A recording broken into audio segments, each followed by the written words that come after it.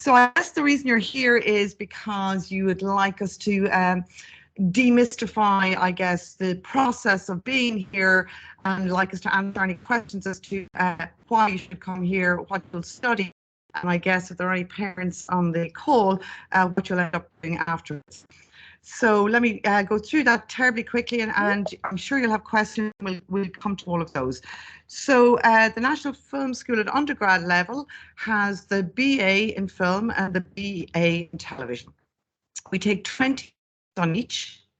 It is a portfolio driven application process. Okay. So the portfolio, as you know, has to be uploaded by the 20th of March. We tend to get 400, 500 portfolios. Okay, so there's 20 places on each course. And that seems like a daunting number. But our job doesn't really work unless we get students who really want to be here, and that is evidenced in the work that they do. So what we're looking for at all stages in a portfolio is, I guess, students or potential students who love film, love telling stories, and have chosen film or television as a platform in which to do that. Okay. So the first thing that happens when you put your portfolio in is we look at them. And how we look at them, I hope, is the fairest way possible. So we have teams that look at them. We gender balance that where at all possible.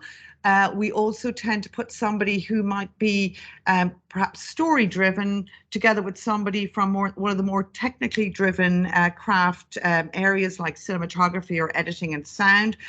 And we'll both look for examples of one or the other, or hopefully both, in your portfolio. A lot of time, because again, you know, we find this work. Jean, sorry, can I interrupt? Jean, you're breaking up, and your image is breaking up, and your sound is breaking up. Right. Do you have or internet issues there or something? Is there anything I can do to help? No. Okay. No, sorry. It's intermittent. Yeah. You're kind of good again there. Okay. Okay, right. I'll bend in a little bit. I should have put some makeup on. I'll bend in. Okay, so you know, really what we're doing is we're really looking for your portfolio to be good. Okay, and the first thing I would say to anybody applying is it is quality over quantity. You know, we are looking for the best of you. If you started making films at the age of 12, I guarantee you now that the last film is probably your better one. Okay, that is not to preclude you from putting all your films in if you wish, but the one that you want to bring to the front is probably, though not always, the one you made last. Okay, so first up in your portfolio, put an index. Okay, what it is we're going to be looking at. I really like to see a page about you, okay? And that's not just about your achievements. It's about who you are, because after when you spend 4 years with us, it's about finding the stories you want to tell. So I'm interested to see what interests you in the world. What else do you do? What films do you watch? Why film, okay? And I'm going to give you a little hint here. Because you're choosing to come to the National Film School, please do try and include an Irish film, fiction or non-fiction, in that list of films that might have moved you. I'm going to give you another hint. You may not have watched a lot of French films, but at least for the sake of portfolios, pretend you've watched a French one or an Italian one. Name drop something that isn't just The Matrix. That's probably what I'll go home and watch tonight. And there's a place for Marvel movies, but what we're looking for is people who have been kicking around the fringes of cinema for a while and are curious about learning more. So do reference that, you know. I'm old fashioned. I like somebody who reads, but you know, I'm losing a battle. So, but if you have favorite novelists or poets or anything like that, please do reference them also. The next thing up is to tell us about your film. Okay, so what was your intention when you set out to make this film? Because remember, it probably won't be perfect. I hope we teach you how to make perfect films. But if we know what it is you set out to do, at least we can track the journey of your film, okay? So tell us what it is you were trying to do, how you set about doing it creatively and technically. There'll probably be a little paperwork attached to that. You will have probably done a shot list or a prop list or a costume list or a list of characters, because, you know, even though these pieces of paper will not be industry standard, somebody will have the lights that, sorry, that we must have paid the ESB bill in IAGT, the lights have just gone out. So there must have been some bit of preparation that you did in order to make that film. Most importantly, at the end of your film, do put a paragraph or two in as to what worked and what didn't, because what you don't want is the panel who look at your film going, does this person think this is good? You know, so what we're trying to find is your insight into the journey you undertook in making the film. What worked, what didn't. It might have been your first time using an editing package, or your first time using a camera, or your first time working with actors. Therefore, you made mistakes. But if you learned from those mistakes, then all the better. You know, equally, please say how proud you are of your film and what's working and what isn't. I would say also to you, if those of you who are embarking on making a film for the first time, do look at shorts. There are lots of places where you can watch them. There's sites called Short of the Week. Screen Ireland have shorts. You'll find on those sites the best short films. And really, you know, press stop and start as you watch them to see the types of shots that it took to introduce the character or the place or tell the joke or the reveal at the end. You know, the best filmmakers in the world, long before film schools were ever around, learnt by watching other people's films, and you can too. To make a film, you'll probably have to have a script. There's no reason really these days why your script shouldn't look and smell like a script. You know, there's free software called Celltext. Download that. There are sites called Scriptorama where you can read scripts, see really how little dialogue there is really in scripts and how brief the descriptions are of the action. Don't be too ambitious in what it is you're trying to tell. You know, most great short films have a very simple idea with a very simple twist at the end. If you don't have access to actors or people, like-minded people who are going to help you make this film, then keep the idea simple. Don't make a film that requires props or, you know, ambitious locations. And I'd also say to you, you don't have to put fiction in. You know, documentary is at the heart of what we do also, you know. So make a documentary, you know, involving you and your surroundings, something you know, something you're curious at, something you could make on a phone if needs be. All right. The next thing we look for in the portfolio is if you have made other films before, we probably can't watch them all, but you could put together a reel of the best bits of those films. If you take photographs, please just curate them slightly. You know, I would advise you to perhaps set yourself a photographic essay. You're looking at something creatively or technically. You're observing the human condition. Oftentimes you have to take 100 photographs in order to have 6 good ones. Again, tell us what it was you were trying to do, how you went about achieving it, and what you think works technically or creatively or indeed doesn't. You know, if you've written scripts, please put a paragraph as to what this story is about and draw attention to maybe 5 or 6 pages that really you believe showcases the best of your writing, maybe in terms of a dialogue scene or a descriptive scene. Anything else to do with telling stories in the moving world or in the AV world, should we say. So you might have made a podcast. You might have done a great journalistic piece. So anything like that, feel free to add. I'm going to break a couple of your hearts now and sort of say, we don't really look at art. And yet lots of our film students are doing or have done art for the Leaving Cert. We are not an art course. Our students are artistic, though not always good artists in the traditional sense. So if you are doing art for your Leaving Cert and you're really good at it, just put in 1 or 2 pieces. Because the only reason we'll be looking at your art is to see what you, the burgeoning artist, is interested in, or your use of colour.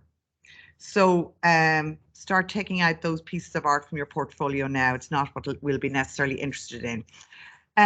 Again, once we've gone through that shortlisting process, we like to interview you, and it's interview with a small I, you know, because really what we're trying to do is get a sense of who you are. We might have questions about the work. We might have questions about the types of stories you like or the types of films you watch. But really it's about us ensuring that you're certain that this is where you want to be. I'm going to tell you a couple of things that make me really proud to be a teacher, a lecturer here. All our students, you know, when you start here, it's not for the faint-hearted. You're going to look around and you're going to see friends who perhaps are doing a BA, sorry to switch the lights off again, are doing a BA in English, and you sort of see, oh, they're just doing 2 lectures a week.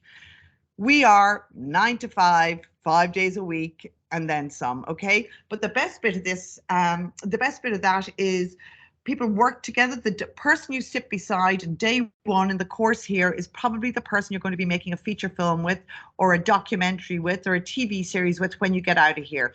I was in Rome at the weekend in a post-production on a film, and it was made by 5 people who were in film school here 30 years ago, and they're still really good friends. Our lecturing staff are made up of industry, a lot of them graduates. Our graduates go on to win Oscars, BAFTAs, European Film Awards, you name it, we've won it. Our resources are second to none. We have industry standard studios, cameras, post-production facilities. In fact, so much so industry come in at all stages using our equipment. We have very close relationship with industry because most of industry is made up of our graduates. So people go on work experience all the time. Industry comes back in. So we're very much current with what's happening in the trends, both nationally and internationally, because our students come back all the time to tell us what's happening. And we have field trips to the major festivals so that you can get a sense of your hopefully potential collaborators in Europe in the future. The course is 4 years long. It is predominantly practical, but it is underpinned with a kind of academic rigor. We are very certain that that is an important part of the course, because we want our students to understand the great traditions of filmmaking, to look at the trends of filmmaking and television making, past, present and future. We also expect our students to be very articulate on the work they are making and the work they plan to make. At the end of, so first year and second year, you will be making films the minute you hit the ground, experimental, fiction, non-fiction. You'll be learning all the craft areas: cinematography, screenwriting, sound, production, direction, editing. And at the end of 2 years, in both television and film, we like you to specialize. And you continue making, but in your specialized area, culminating in a 4th year where you make a grander piece of work that is accompanied with a thesis that is usually a kind of an academic writing, interrogating the field of your specialization. Vanessa, am I forgetting anything to talk about the course? I have to stand up because apparently the lights, you see, they're actually movement based. Yeah, that was very. It looked very gothic and kind of horror. So apologies for that. I thought you were doing some kind of chiaroscuro lighting there. I'm answering some questions in the chat, Jean. So what I might do is come back to those in a second. Just typing to Christopher Nolan, who is a very auspicious name, Christopher. We look through we was asking, do we look through each part of each portfolio in detail, and or just certain parts? And we look through all of it with a fine tooth comb. We're interested, you know, we're looking We're looking for you to be great. We're looking for the good bits. We will poke in behind the corners, pull out pages if we have to. But we're also looking for you to make it easy for us to find the good bits. So best bits first. And just to reiterate what Jean said there was a question. Sorry, by the way, as Jean said, my name is Vanessa Gilday, and I am the head of the film and media department and the head of the National Film School.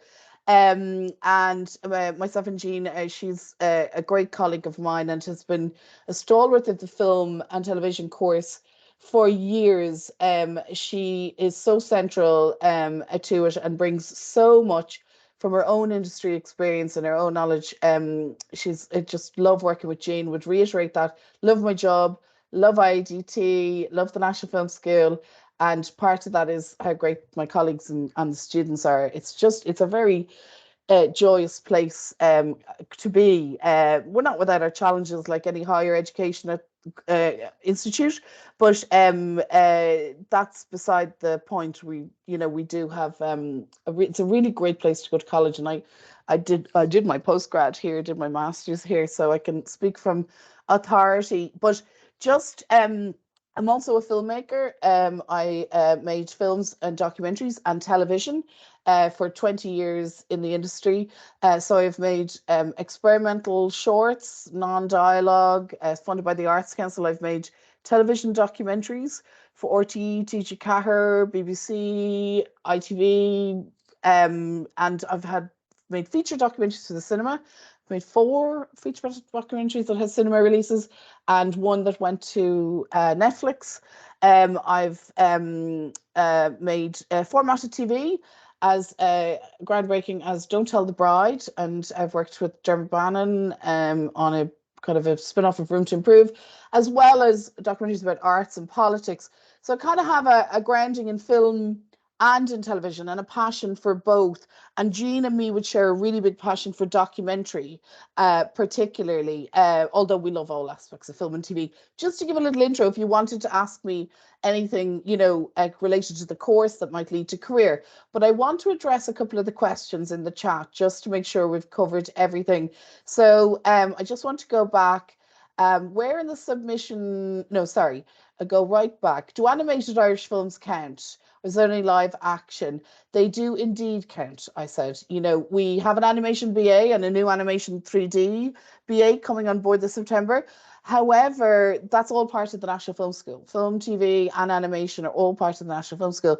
Film is film, storytelling is storytelling. So if you have an interest in animation, whether it's anime or Irish animation, of course that's going to bode very well for you in your portfolio or when we come to meet you. If you get to that stage, we will really, really welcome. We want to see, as Jean said, what you're passionate about. One of the things, when I started doing portfolios with Jean, and Jean would have been doing them a long time, was that we were interested if people read. But I mean, I'm a huge fan of books, and Jean is always recommending books to me, and we love that because it informs creativity, and it tells us about you. But that could equally be, a love of the oboe. It could be, a passion for pottery or crafts or knitting. It's to try and find out, what it is that excites you, what kind of gets you interested, because we know that those people who are creative and curious generally make really great students and make great filmmakers. If you're interested in quirky things or things that are very individual and bespoke to you, generally that will interest me and Jean, and the others. It's not just about me and Jean. We have a team of obviously, yeah. So yes, and I would go further than Jean has about the pretend Irish film. I mean, try and have an interest in it. If you're going to study a film degree, and maybe you're crazy about Japanese films or Iranian films or American films or whatever it is, or you'd love Paul Thomas Anderson, and generally you all love Wes Anderson, or you love whoever it is. We kind of would expect that you'd have an interest in your own cinema. And that may be just Lenny Abrahamson. That may be Like hopefully what Natalie is referring to there might be cartoon saloon feature films that are out winning and nominated for Oscars, like Wolfwalkers or whatever it is that you're interested in. We'll be interested to know that. It's not the first thing you're going to put in your portfolio, but it may be down the line. Maybe you have a closet interest in philosophy, and reading Kierkegaard and Kant for fun on the side. That's something that's going to be of huge interest, obviously. Yeah. But maybe you love Marvel. But if you are passionate about Marvel, doesn't mean I have to be. But if you can convince me that you are and that what is good about it, I'm open to that. So just, I mean, you really do have a look at what's on television, what you're consuming, what you're interested in is of interest to us, and that you have an answer if those questions are asked. And they will come up. They will come up. Because, I would really question a student who wants to do film or TV if they don't engage with cinema or television and watch stories.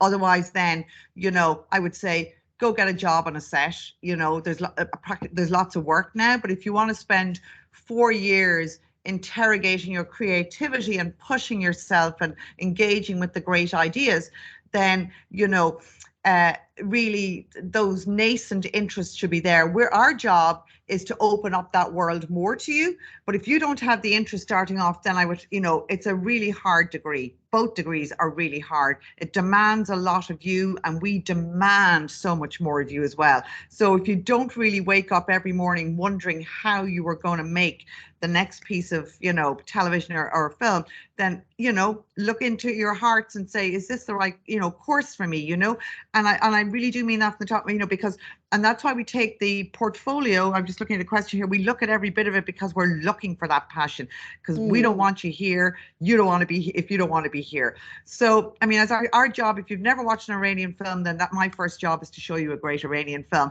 But you better, sort of say, I've watched other films as well, and as Vanessa said, I've lots of secret shames in the films I watch. In fact, they're not shameful at all. But if you look at the people who direct Marvel, they're the brightest guys in the room, or women in the room, hopefully more women in the future. But, they, because the great, these great tales are founded on philosophy. They're founded on politics. They're ancient myths. And we have an Irish director, Dervla Walsh, from my own home county of Sligo. I am a Colchi, and she directed some of the Marvel TV series, and she directed Handmaid's Tale and some of Fargo as well. But just to hop into some of the questions again, and I agree with everything Jean said there, it is a hard course, but not if it's what you love. Like, you won't do a hard day's work as such, comparatively speaking. You'll work hard, but if this is where you're meant to be, you're just going to love every minute. I mean, it's magic as well. Do you recommend for or against dialogue? So this is a great question from Oisin Kenny. Really interesting question. And I did respond a little bit, but I would say, so just from my own point of view, we wouldn't recommend dialogue or non-dialogue. However, and I've made 3 dialogue-free films myself, and that's a craft in and of itself. It's really, really hard to write a good dialogue-free script. And I'm not talking about silent cinema. That's a different thing. That's before movies went into sound. You're actually using sound and sound design to a much bigger degree than you would if you had a film that was very dialogue-based. Good dialogue's really hard to write, as well as not writing dialogue. So what I'd say to you, Oisin, is what do you think is the answer to that question? You have asked that for a reason, because you maybe creatively have toyed with not using dialogue, and maybe you struggled writing dialogue, which I can understand. And that's something that we will help you find the craft to, we will help you hone your craft in that regard. We have some of the best script writing tutors in the country in the NFS, and all of us have experience or masters in screenwriting, and we've great practitioners. They will help you hone that when you're here. But what I would say to you, Oisin, is that it's kind of up to you. If you send us a script dialogue free and it's really good in your portfolio, we will love that. And if you're thinking of it, Oisin, there's a great short film called Cargo. It's a New Zealand short, and it's got no dialogue in it. It's the perfect length. God, that's brilliant. So have a look at that and see why it works with no dialogue, because it's so nicely sequenced. But actually, also we have a film exercise in second year, and it's called the visual drama. So you're not allowed to use dialogue. So actually, if you can master that craft before you get here, I'd love to see that film, and I'd be very happy to see one in a portfolio. Completely. I was going to just move down the questions that I dealt with there, Jean, just for a second. Yeah. So let me just see. Luca asked, where on the submission page do you include the index? And it's okay if I don't have a script written for the short film I'm submitting. Firstly, the index should be very easily accessible within the first page of your portfolio. It can have a cover sheet, and Jean can talk about that. What we're looking for when Jean says an index page, we have to look at hundreds and hundreds of portfolios, obviously, and it's a pleasure to do so. But what we don't want is trying to find things in your portfolio. So if we look and we want to go back in, we want to go to the index and be able to go straight to your script, straight to your CV, straight to the areas that we want. So it's a guide to your portfolio for us that we can go back and look at again, or I might ask a colleague to look at your portfolio to see if they agree with how I feel about it. And you want to go straight to their CV, go straight to that film, go straight to that script. So the index can be where you like it, but ideally it should be within the first page of your portfolio. Is it okay if I don't have a script written for the short film I'm submitting? So Luca, what I think you're asking there is that you've made a film and it's an unscripted film. So what I'd like to see there then is if you are the originator, creator of the film and you didn't write it, if you didn't write it and you don't have access to the script, of course you don't have to put the script in. But if you wrote it, you created it, I would love to see maybe that you devised it and maybe just a little note on the making of the film, as Jean said, context for the film. If you devised it, improvised it, it's more experimental, just give us a little idea. It can be a paragraph, just explains. That's what I would say there. Jean might have a differing view. Christopher, can we add a vision board about our film ideas in our portfolio? I would say yes, please. But don't overdo it. Like, so, within reason, but like a one-page mood board or vision board is something that's going to look, if it's well done, but don't have confusing visuals. Don't have loads of bright and then dark. If you're doing a vision board for a film, if unless you have, say, the bright, all the pinks and the greens are for this part of the film and all the blues and the blacks are for this, or imagery that's confusing, you can look online at really good mood boards and how they communicate. Like I have seen mood boards or vision boards for films where I know exactly what the film is by just looking at it. I can feel that that's communicated really well. And I would say don't fill your portfolio full of vision boards. One or two good, strong ones would be more than enough, even, to show us that you have that visual, creative outlet. It comes back to that, you have to imagine that your portfolio is, if you will, an interview with us without you being there. So you have to curate the best of you. So what is it you want me to know, or the panel to know about you, and how are you curating what you put into your portfolio? So really do stop and think about that. And again, I would really reiterate, whilst we expect the work to be of a standard, it really doesn't have to be good, but really do think about the paragraph or two that you critique your work or give insight into the work. So that it would be equally important as the work itself, So do think about that. There's another question there from Arthur. Are full mark portfolios common? It's an impossible question. Well, it's a hard question to answer because it depends on the year. What I would say to you is, I know it may be out there in the ether that, it's a very hard course to get into because we are limited in the places, 20 in film and 20 in television. But we can never ever say what it is in your portfolio that will spark with us, because it is a kind of a something that we're looking for that we can't always fully prescribe. As Jean said, you know, one beautifully crafted, idiosyncratic, original 3-minute film could get you into the film school, as opposed to 6 films where we don't see something that isn't original or doesn't have a, and we're not talking about perfection, because you are generally speaking coming out of second level education. Some of you may be mature students, that's a different thing as well, but you know, we are looking for something that says about your creative voice, something that shows. And also we make allowances for students who may want to come in and be cinematographers, other crafters, sound designers. We're not looking for all directors, all producers, all cinematographers. So, you know, if you are interested in craft or cinematography, make that clear, but know who your famous cinematographers are. You know those people, know their work, because that's what we'll want to talk to you about. So again, you don't have to have made or authored films to come here as a cinematographer and apply. You may have shot your friends, or you may be in a film club, or you know, you may have shot things yourself, and one of those could be enough to get in here.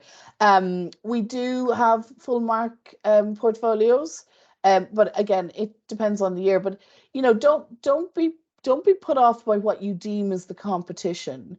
Don't be put off because somebody has been 3 years in a film club and you haven't. It doesn't preclude you.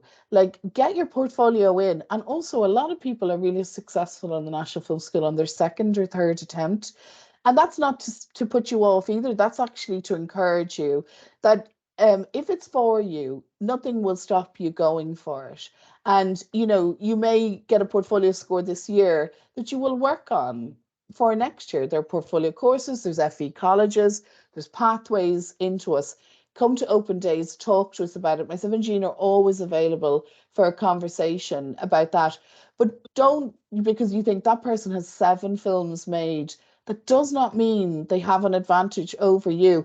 It's what we're looking for in those films: storytelling, craft, originality, a voice. We're looking for people who have something to say, or we're looking for somebody who has a particular curiosity or zest for a niche area. It could be in production. That's hard to get across in a portfolio, but your passion for film or production, or knowing the production landscape a little bit in Ireland, that'll get us. Both myself and Jean have been producers.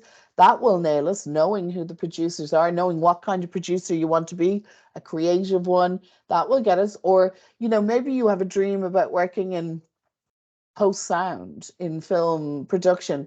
That, you know, you can still come to us through television and film, and that can be your area of interest. But we'll want to see something in your portfolio that expresses that passion for sound and sound design. Jean, you want to hop in there on portfolios? I'm going to have a little look at the questions here, Jean, and prepare the next ones. I mean, you know, again, I would say to you, you know, I can remember back this far, you know, with a portfolio trying to get in places, you know. Unfortunately, at the end of the day, it is a numbers game. We do take 20 students, but, you know, do not let the disappointment of not getting in ever stop you, because you know, it is not, if you're going to make films, you should make them despite your portfolio result, or try again. I mean, you know, to be quite honest, and don't tell the others, I actually prefer a student who has tried harder to get in, or has gone off and done something for a year or so and reapplied. Their portfolio then is usually way better than the one that was rushed before their leaving cert. So, you know, do not let, you know, that knock you down. In fact, let it drive you more. And actually, again, the course is full of people who came back and said, you know, what went wrong with my portfolio? And actually, my answer to that is usually nothing necessarily went wrong, except there were people a little better than you this year. So if you would like my advice on how you should redo your portfolio, improve upon your filmmaking, then, you know, if you go do that, you've proven something to yourself. And actually, it's the first, you know, proper testing of the ground in terms of your focus and commitment and drive to be a filmmaker, is if you kind of, what's that old song? I get knocked down and I come back up again. That's what you should be, Yes. Or stick two fingers up at us and go, despite the National Film School, I'm going to make a film. But, yes, it's a good test for you, So other questions there. Would you recommend making a habit of writing film reviews after watching them to help with being a bit more articulate? Anything that helps you be film articulate or film literate is not going to hurt, Ella. Even I would suggest discussing, so one of the things I often do with my mates is when they go to see a film and they go, it was crap. And I go, well, what about it was crap? I know it's just crap. Well, okay, that's fine for our friends. But if we're interested in studying film or being filmmakers, we really have to interrogate what didn't work in this film. Was it the characters, the plot, the mise en scène, everything that we saw in the frame? Was it the colors? Was it the dialogue? Was it the mood? What was it that we didn't like? We didn't believe the authenticity. The drama wasn't good. It was derivative. It was cliched. It was all those things. We need to drill down. So Ella, anything, writing reviews after films you've seen, does that for you, do it. Also, Ella, I don't know what age you are, but presuming you're leaving cert age, we'll say, for example, that you're somewhere in the 18 to 20, 17 to 20-year-old age, perhaps. When you are our age, old and grey and covering up the grey, you will. Now, Jean is about 15 years younger than me, but when you are our age, Ella, you will love reading those reviews. What you thought of at that age of films and how you see them now. So I'd say to Jean, oh, my favorite film, and then when I was 18 or 16, and you watch it now and you want to die because you can't believe you liked it that much, but just your tastes will evolve and develop, and some films were as good as you remember them as well.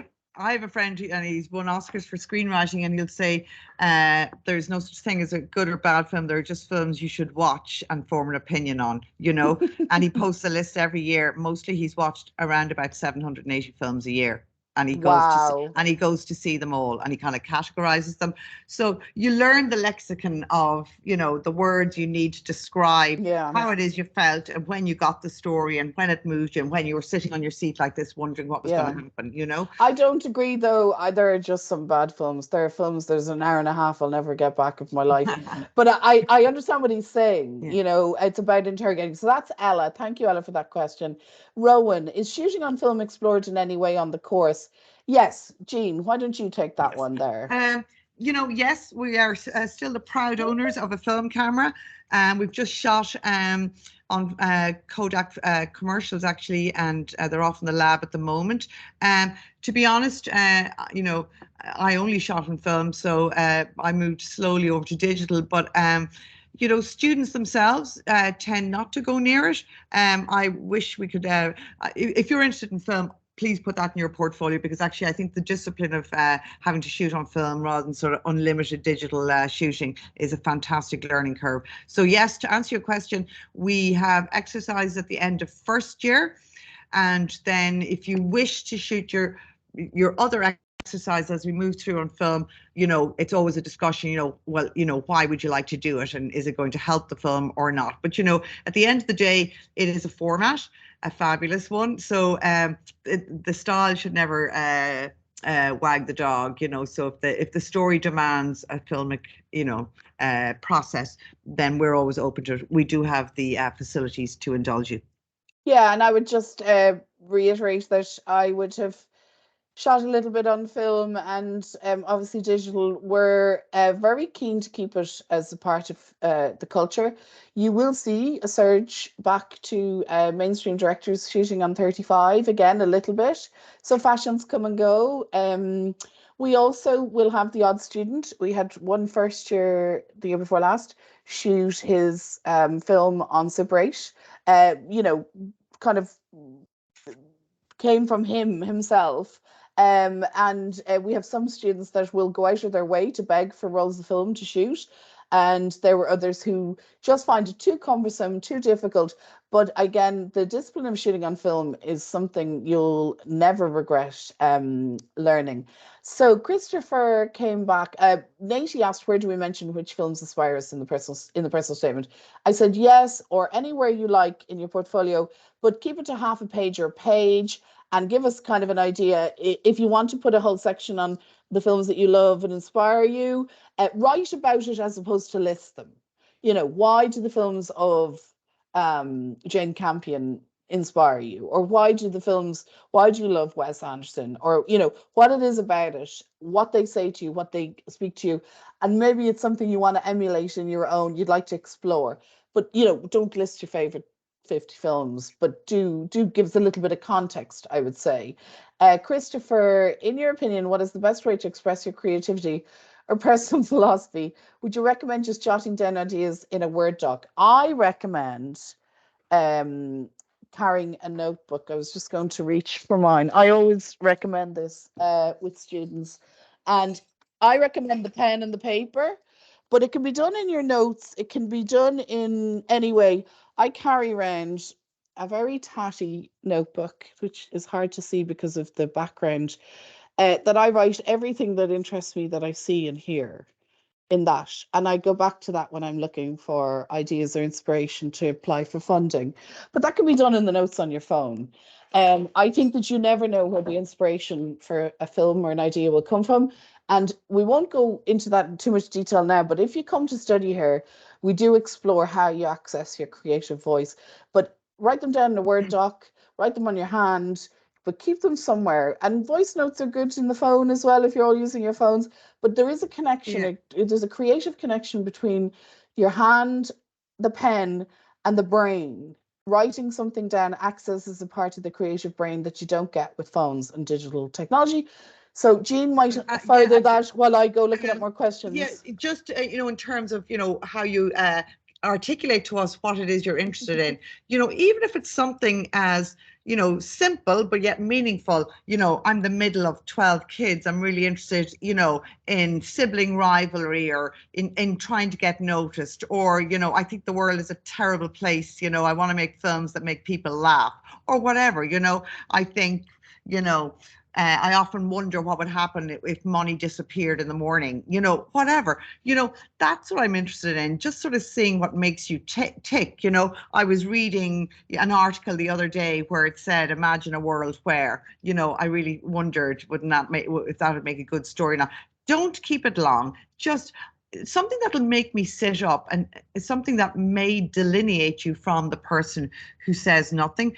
And there are filmmakers who do say nothing, but they say it in their films. So at this stage, you have to kind of let me know as to why you want to make movies, you know, and, you know, what kind of stories you think at this juncture in your life you might want to tell, you know.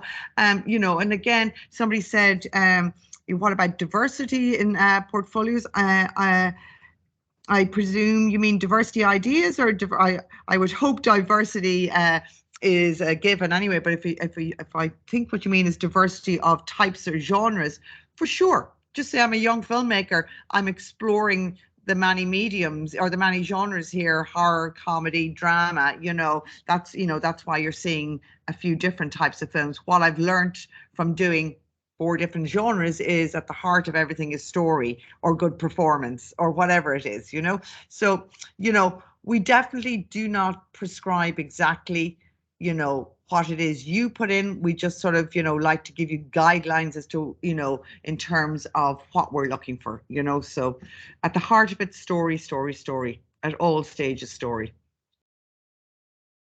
You know, because well, even if you're going to specialize in sound or editing, story, you know, production, they better know a good story when they see one, or they won't be making films. Story does not reside only with the screenwriters and or directors, much and all as some of my 4th years at the moment believe it does.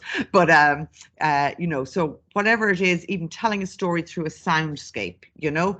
We had a very good sound piece in a portfolio a few years ago, and somebody recreated a summer car journey to the beach. The excitement of the packing of the car and the going to the beach, the fighting in the back seat and the landing at the beach and the parents giving out to them. And it was a wonderful moment of time captured all through sound. Thank you, Jean. Luca was asking, is a 7-minute long short film too long? No, a film is as long as it should be. If we watch a 7-minute film and we very honed craft at this and we feel it should have been a 3-minute film, then it's I can't add up. It's 4 minutes too long. If we watch a 7-minute film, we think, oh God, they really could have expanded a bit more in areas there, then it should be a 10-minute film. Your film should be as long as you deem it, but not making it to a certain length because you think that adheres to some kind of preordained format is not what we're looking for. We're looking for you to understand how long your own film should be. So that is story setup, action, consequences, resolution, and pacing.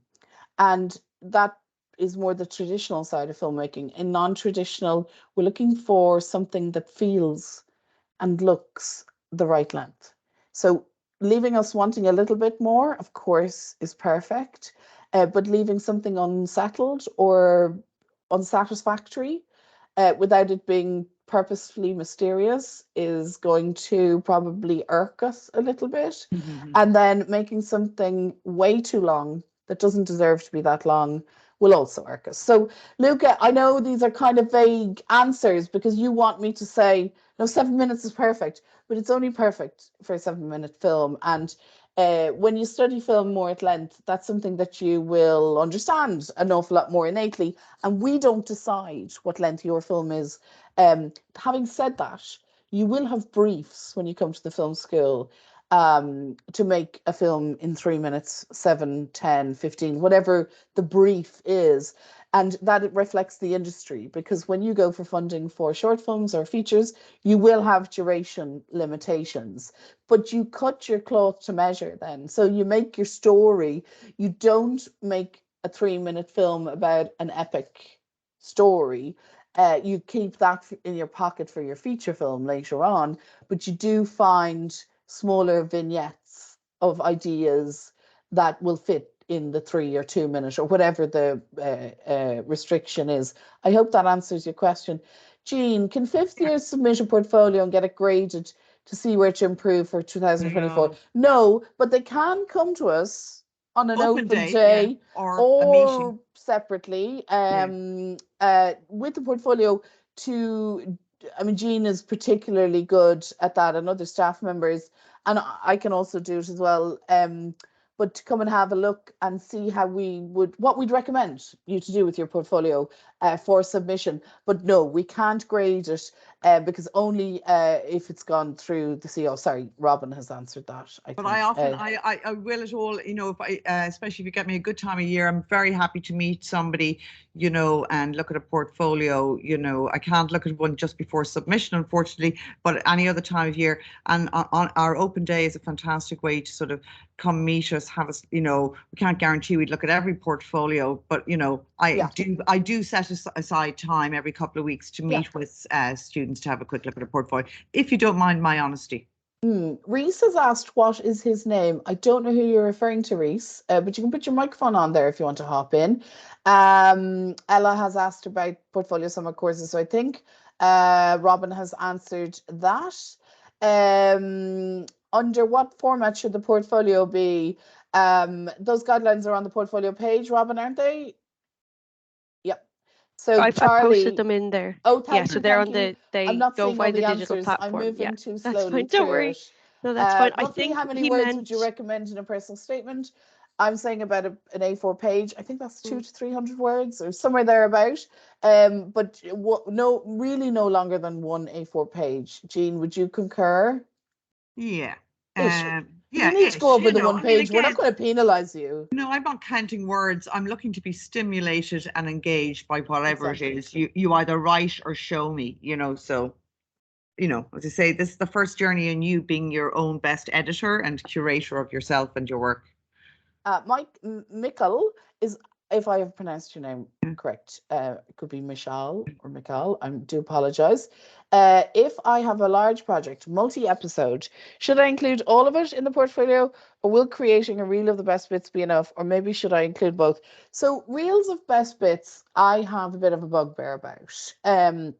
So I mean, I could take the worst films ever made and turn them into the most unbelievable best bits reel. So I would like to see at least one episode. I think if you are proud of the work and you think it stands up, you can submit all of it. But again, Michael, it's up to you.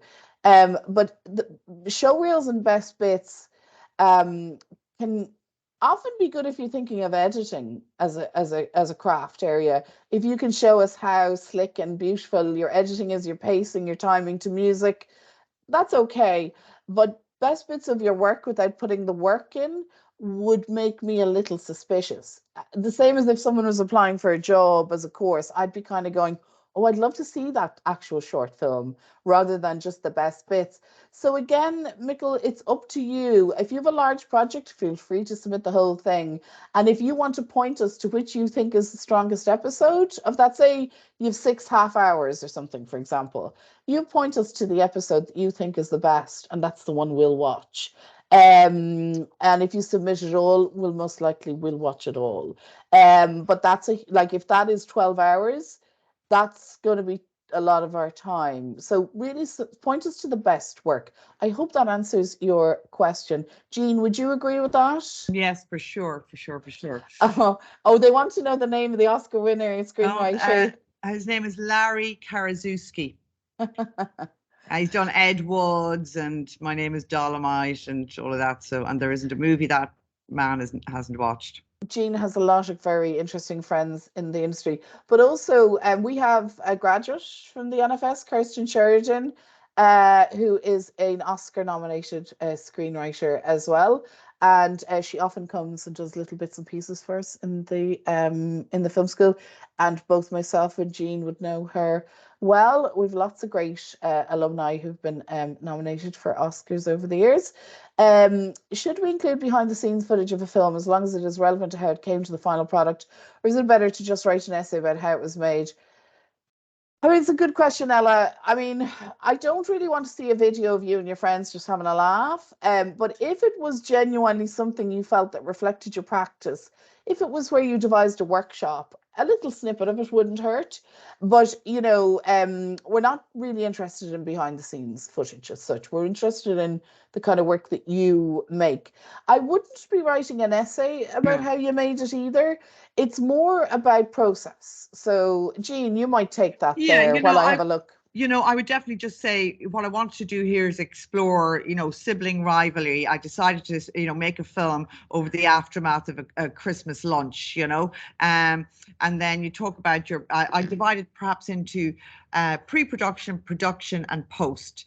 And under each of those kind of areas, I kind of go, I set about making this film by I should have known now that the locations weren't good enough or the cost, you know, shoot. Then what did you do right? I wasn't prepared, or I didn't rehearse my actors, or, you know, I lost sight of continuity or whatever it is. And then post, my first time ever using an edit package, you know, I see now that, you know, it's too cumbersome, or, you know, my camera only had a zoom on it, you know, it didn't really look well when I took it into edit. So whatever those things are, at least what you, by pointing these kind of triumphs as well as mistakes, you sort of give us an insight into your ability to critique your work.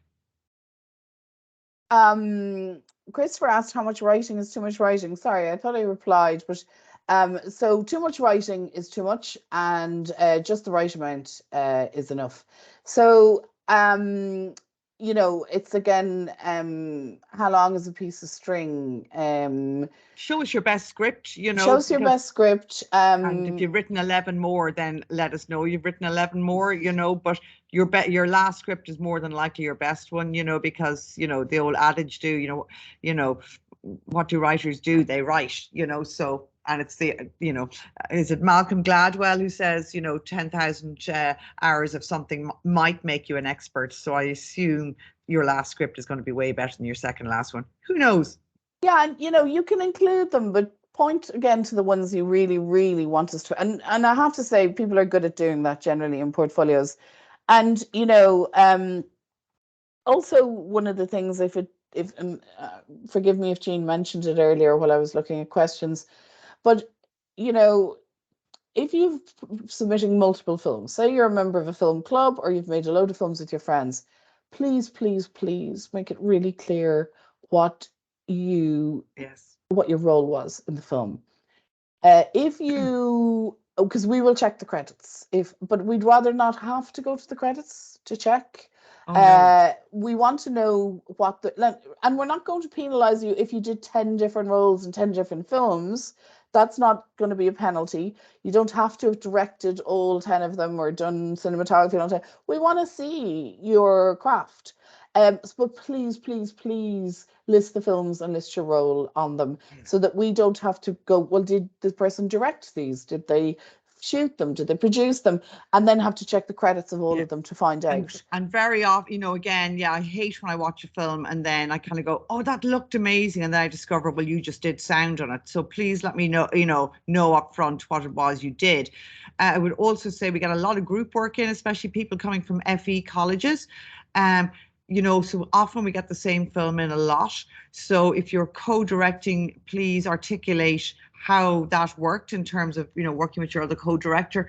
But I would really say, if you are just submitting a film that we might see from a few different people on the same course, you're probably better off including another film as well, because it won't be enough just that sort of group work. So, again, the National Film School, really has original voice and storytelling at its center, and it's very hard for us at this stage in your career to kind of interrogate who you are if it's just a part of a group work. It should be the second or third film you put in, but it shouldn't be the main one. Reese was asking, just wondering, will students attending the film course have access to actors, search on our own, or will we have to cast people who we are in the course with? So you will have access to actors, and there is a database that's been built up, and we have connections with the industry. Actors actually come to the film school, register with us, professional actors that want to be in our films. But traditionally, grad films as well have aimed really high in terms of, acting talent. And Jean will speak into that a little bit as well there. Yeah, again, yes, what Vanessa said. And as you move towards the years, I would say if you were a writer, director, or producer, we really encourage you to form relationships in the early part of your career with actors who are going to, work with you as you move through your career. The best filmmakers tend to have their muses, male, female, and them or they, in terms of that. So we encourage that a lot. We encourage students to go watch plays, as well. And obviously to immerse yourself in the world of Irish shorts and Irish long form drama, because nothing annoys me more, especially in fourth year. And I'm having that fight at the moment when a director goes, but I don't know any actors. And I'm going, okay, where did it all go wrong? So actually, but we do absolutely. And we have directing tutors here. We have a directing tutor who's really visually driven. We have another directing tutor who really loves kind of working with actors and devising. We have a really interesting woman coming in at the end of the month from Corn Exchange, and she's all about Commedia dell'arte. So we understand that we can't tell stories without actors. They don't have to be trained, and often aren't. So it's up to you and your vision, I think Robin, are you kind of wrapping up there a little bit in that I think message? We haven't had any more questions, so I think there's one question I missed. Sergio asked, and I saw you answered it. Sergio asked, which course is a better fit for episodic fiction, film or TV? And I mean, neither are exclusively, but I do think television leans a bit more in that regard. But, film is generally traditionally short film, feature film driven, but they're both very open. And I'll let Jean answer that. But just before she, no, Jean, you go and answer that there. Yeah, Sorry. Briefly, the film and TV used to be a discipline taught together, and historically and traditionally, the graduates from that, chose whether to work in TV drama or in film. I would like to say that both courses explore television or storytelling. It is up to you as the creator of that, whether you want to sort of, direct it towards that kind of episodic TV or that kind of, TV, a fantastic TV drama. I would say,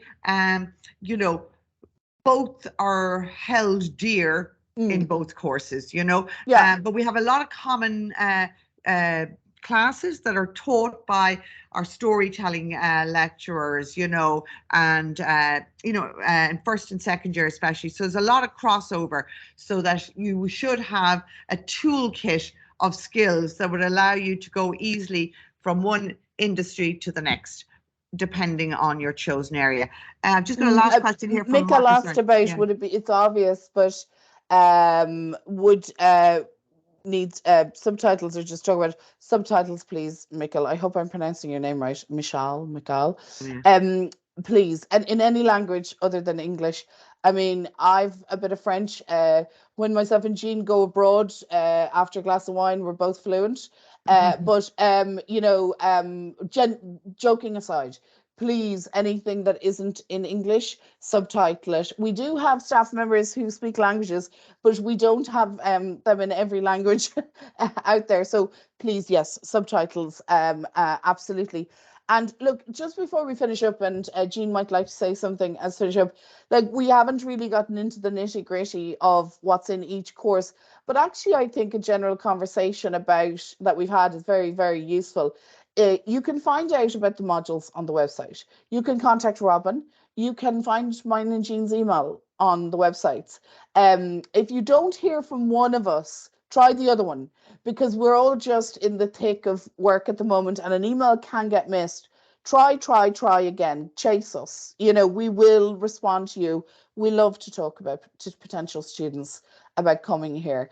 And may I please reiterate that, yes, it's out there that we have very high standards. Yes, it's out there that the points are high, but you do, a huge amount goes on your portfolio, and when we get to meet you, to a certain extent, please never let anything put you off. Don't look around you left or right. It has nothing to do with you. You still have time. Portfolio deadline is the 20th of March. You still have time to make the one film that could get you into the National Film School or into the television course. And just even on that last question, I would say the television course lends slightly more towards episodic drama, but Jean is dead right. We have a special place in our hearts in both courses, for both. And you will get the craft, the tools, the teaching, the time, the nurturing, the peer support, the equipment to nurture whatever it is you want to do and make in your career. You will have to adhere to certain restrictions of briefs, but you will have the freedom to flex that creative muscle and find exactly what it is you should be doing. And we're always open to a suggestion from a student of tweaking this or tweaking that within reason. But anyway, just if you're thinking about coming here, it could be this year, it could be next year. Both BAs are incredible. Both BAs have amazing opportunities in industry, and the skill sets, the heart of what we do here, which is nurturing talent, nurturing voices, teaching craft, spotlighting on storytelling, they are across both degrees. There are opportunities for you as a filmmaker, as a practitioner, as a careerist. If you want to go into a post house, if you want to be an auteur, if you want to work in VFX, sound design, whatever it is, AR, VR, you can find that in either BA. They're both brilliant. A lot of the team teach across both degrees as well. So you will have access to all the directing expertise And obviously, if you have a passion for documentary, which we both try and nurture, I'd really, really, really drive you towards the television degree as well. You can still do documentary in the film degree if that's something that you love, because myself and Jean are so massively passionate about, like when people say, oh, feature film to myself and Jean, we say, well, live action or documentary, because we don't see, you know, a difference between those. Documentary is a form, it is a craft, it's an area that I've worked in for a huge amount of my career. But I would tell you to look at, but again, that can be done through either degree, because as I say, it's a huge passion for Jean and for myself across both BAs.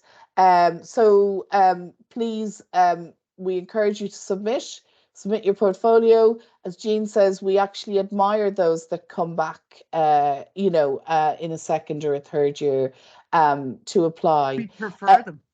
Yeah, we do. And I suppose what I'm trying to say as well is that, you know, look at both courses, look at the module breakdown and see what it is, and look at what you're interested in, what you're passionate about, and see what fits in there. Obviously, we have state-of-the-art studios, multi-camera broadcast facilities, podcasting, radio studios. If those are things that interest you as well, have a look at the breakdown of the courses and see, and come to us and talk to us as well. Jean, you might want to round up there with something before we go. Sure, I would just say, yeah, best of luck to everybody. You know, it is a lot of hard work, but you know, so is the world of filmmaking. But as Vanessa said earlier, it won't ever be hard. You know, if this is the thing you want to do, you know. So, you know, work your ass off to get the best portfolio in, because once you're here, you're with the best people in terms of your peers and the lecturers in the industry, and all the hard work that you may not think is worth it now, or you may falter at the last post, I guarantee you will be the best few months work you've ever made if you end up, you know, here or in film school somewhere. But if that's your passion, go for it. Yeah, and just I'm popping in as well, guys. So we're going to have an open day on the 25th of March. So if you're applying for film or TV this year, make sure you have it on your CAO before the 1st of February.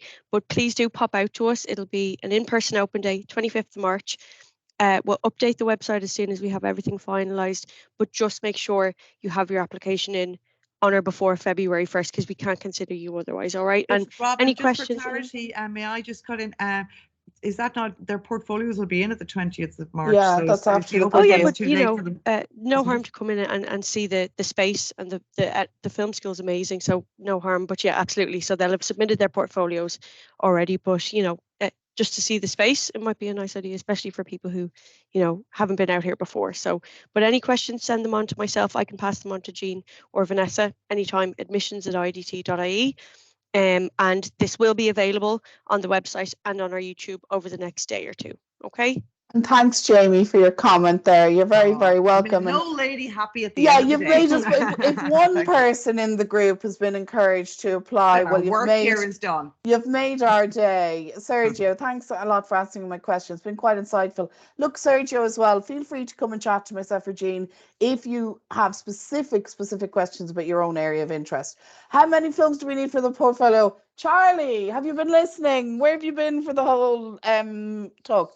You can get in with one excellent film, Charlie, or good film, or strong film, or a film that just demonstrates your creativity, or it could be 6 or 7 that you worked on in different craft areas. I would suggest you'll be able to watch the recording of this, Robin, won't they? Charlie, I would suggest you watch the recording and you will see your question answered several times throughout the and sorry, Charlie, if you came late. Adam, you're very welcome. One good one, says Jean. That's right. Thank you all. Thank you, Reese, for your good questions. Margareta, some beautiful names in this group, isn't there? Reese and Margareta, and fabulous. We look forward. Why does it ask for a minimum of 10 pieces and a maximum of 25? Okay, we're going to have to let that one go, Patrick. I think we don't have time, but Robin might be able to follow up with that. Would you, Robin? It's really more just for time, because obviously you guys are looking at a lot of portfolios, and if there's a massive amount in a portfolio, you want to have your best stuff included. So it's really just more an idea for you. You can include this, you can include more, as long as you feel comfortable in what you're submitting, Exactly. and that you feel that it's strong enough. So there's 25 no minimum pieces. of 10. Exactly. It's more of a guideline, but whatever you feel the most comfortable with 10, and confident 10 pieces with. might be a script, a vision board, a page about you, and a film. It doesn't mean 10 films, Patrick. Yeah, you know. exactly. So thanks everyone, great, and thank you Robin, and Jean as always, brilliant. Yeah, thank you guys. Our film and TV guru, thank you. We look forward to seeing you in the future. Yeah, absolutely. Hopefully we'll see you here in September, guys. Bye. Bye.